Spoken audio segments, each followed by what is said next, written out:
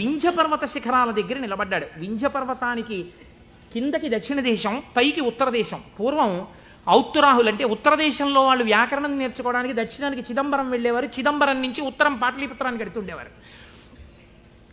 అవంతి వెళ్ళడం కూడా ఉండేది ఉజ్జయిని. కాబట్టి ఆయన అక్కడ కూర్చుని పెద్ద రావి చెట్టు ఎక్కి కూర్చున్నాడు. బ్రహ్మరాక్షసుడు కదా, బాగా వ్యాకరణం వచ్చింది. అందుకని ఇటుగా వస్తున్న వాళ్ళని ఆపేవాడు. ఆ రోజుల్లో వ్యాకరణం నేర్చుకోవాలి అంటే, ఆ రోజుల్లో ఏంటి యథార్థం అంతే, వ్యాకరణం నేర్చుకోవాలి అన్నా, వేదం నేర్చుకోవాలి అన్నా ఉపనయనం చేసుకోవాలి. ఉపనయనం చేసుకుని గాయత్రీమాత యొక్క అనుగ్రహాన్ని పొందితే తప్ప వేదం చదవడానికి కానీ వ్యాకరణం చదువుకోవడానికి కానీ అర్హత ఇచ్చేవారు కాదు. కాబట్టి ఇప్పుడు ఈయన ఉపనయనం అయిపోయినటువంటి బ్రహ్మచారులు ఎవరైనా వ్యాకరణం నేర్చుకోవడానికి ఎడుతుంటే వాళ్ళని ఆపుతుండేవాడు.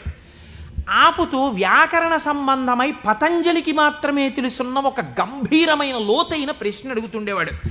పచ్చనేటటువంటి ధాతువు మీద త అనబడేటటువంటి నిష్ఠాప్రత్యయం కలిస్తే పచధాతువునకు నిష్ఠలో రూపం ఏ రకంగా వస్తుంది అని అడిగేవాడు. సాధారణంగా వ్యాకరణంలో దీన్ని తెలియని వాళ్ళు ఏమంటారంటేట పక్వం అంటారట. వెంటనే పక్వం అనగానే ఆయన అనేవాడు, బాగా పక్వం అయ్యావురా ఈ జవాబు చెప్పని నోట్లో పడేసుకునేవాడు. పక్వం అంటే బాగా రుచిగా వండబడ్డాడు అని. ఇప్పుడు నువ్వు పక్వం అయ్యావు అని తినేసి మళ్ళీ చెట్టెక్కి కూర్చునేవాడు. ఇలా చాలామంది బ్రహ్మచారుల్ని తినేసాడు.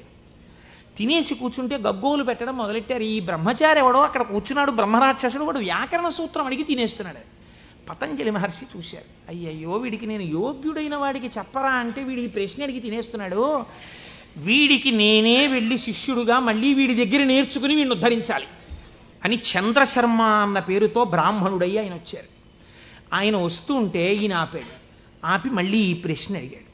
అడిగితే ఆయన అన్నారు, అది పక్వం